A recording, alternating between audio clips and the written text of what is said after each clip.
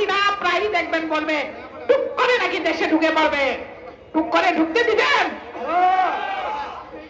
এই বর্বর মহিলাকে টুক করে আর দেশে ঢুকতে দেওয়া যাবে না। এই মহিলা খুনি, এই মহিলা লুটেরা, এই মহিলা বাংলাদেশের অর্থ লুপাট করে বিদেশে পাচার করেছে। আজকে শ্রমিকদের উদ্দেশ্যে বলতে চাই, আপনাদের যে অর্থ, সেই অর্থ চুরি করেছে শেখ হাসিনা। গেছে ভারতে।